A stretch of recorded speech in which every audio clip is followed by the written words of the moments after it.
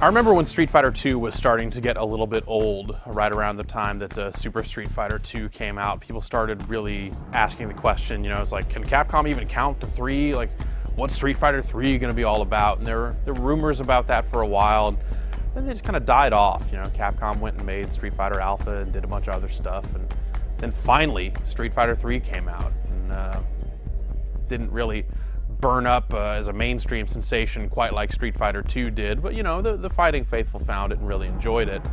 And then that was kind of it. I don't really think anyone expected there to even be a Street Fighter 4, you know, just because of all the different versus games, just all the different 2D stuff that Capcom had gotten into. So it was shocking to me when I first saw that there was going to be a Street Fighter 4, and then B, what it was going to look like. You know, here they were taking the core Street Fighter series into polygonal territory, and it seemed crazy at the time, but luckily for all of us, it's worked out really well, and the resulting game is really quite amazing.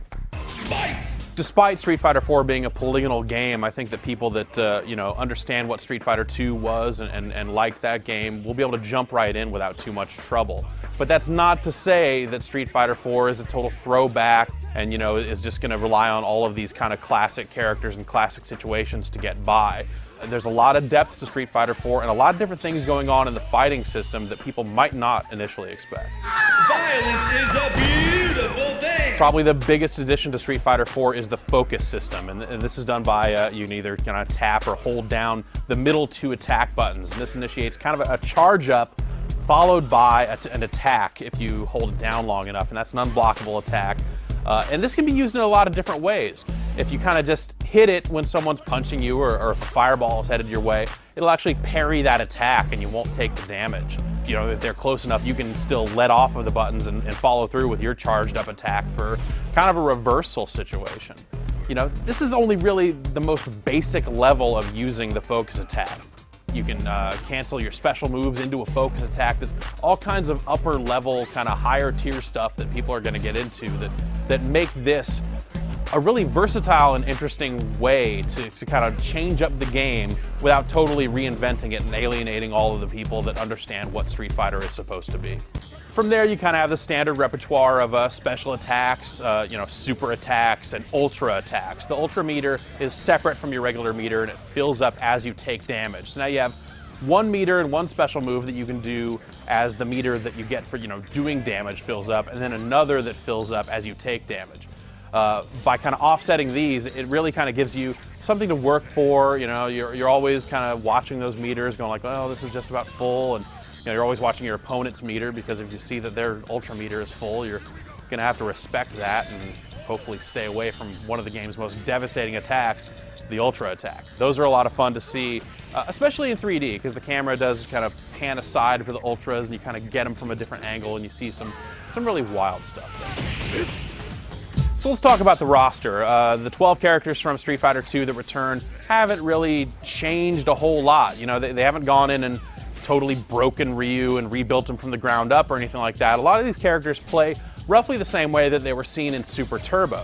But the roster feels pretty well rounded with characters from different aspects of the Street Fighter universe. Sakura's in there, Dan is in there, complete with Super Taunt. What's the problem? Don't underestimate me. So automatically this game is 5 stars.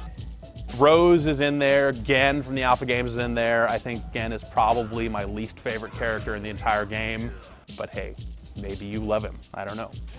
Of course, you can unlock Akuma, because, you know, at this point it wouldn't be a modern Street Fighter game without Akuma, but you can also get Akuma's brother, kind of the yang to Akuma's yin, Gouken, and he is the guy that is Ryu and Ken's teacher or something, and he is a powerful character that has some really interesting but very different takes on the kind of standard Ryu and Ken gameplay.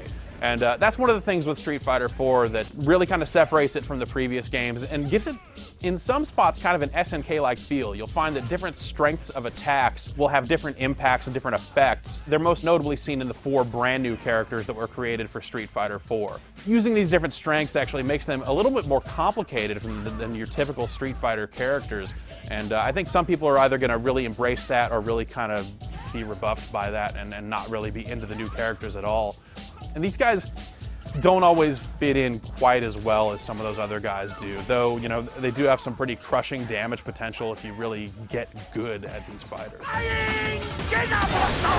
So obviously this is a fighting game. You're going to be able to do basically all of the things you would expect out of a modern fighting game. There's an arcade mode, and here you'll find a story. There's some anime cutscenes thrown in that kind of describe little bits and pieces of the characters' backstories, and those are okay. Some are better than others. You'll have a versus mode, so locally you and a friend can just pick up controllers and go at it.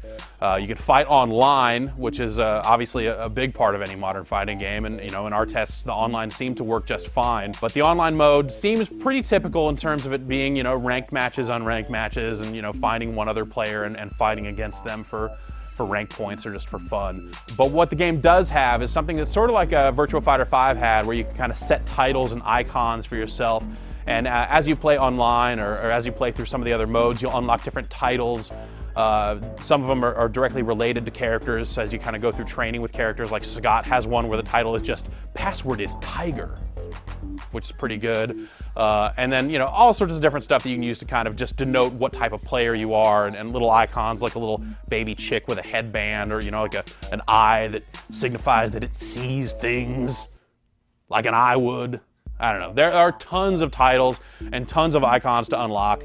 The game doesn't really tell you what you need to do to unlock any of them either, so that seems like it'll be a struggle for someone who really wants to get all of that stuff.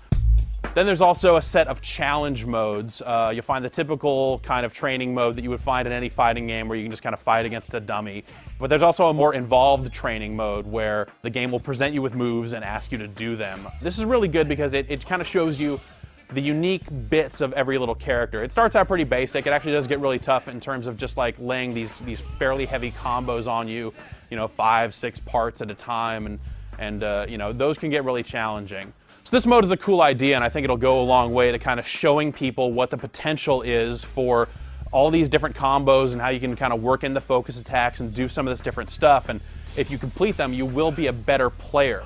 But the game doesn't teach any kind of theory and doesn't really give you any kind of context as to when you'd want to use one move or one combo as opposed to another. So it's not quite going to take someone from absolute beginner, never played a fighting game status and turn them into a pro. You're still going to have to figure out, you know, what to do with this stuff once they kind of give you the tools as to how to play the game. Visually, the game's really impressive because the characters are extremely expressive.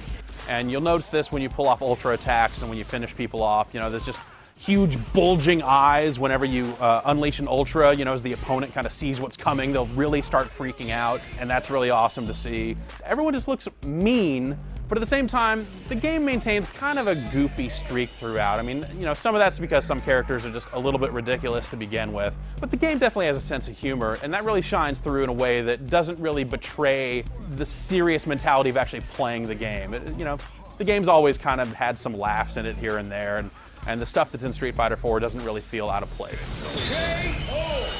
There's probably also a few laughs to be had at the expense of the voice acting.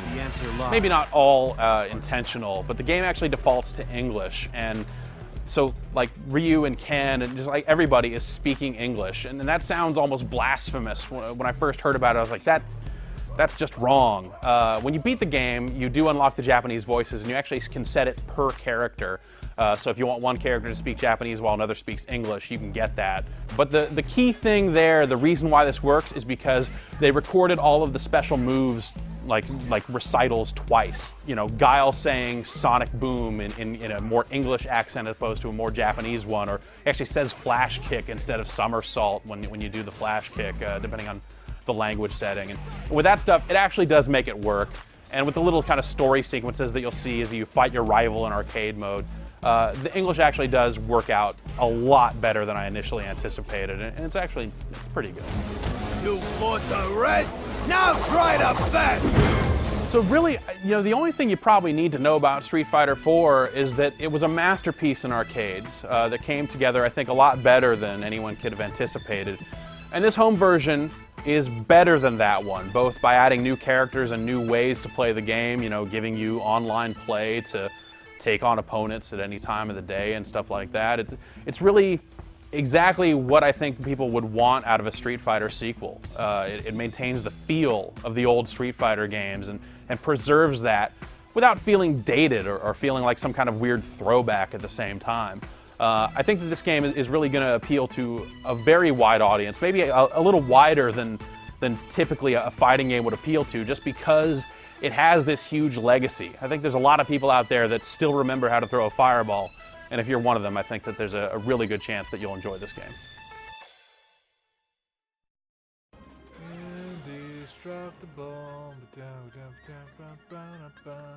Indestructible.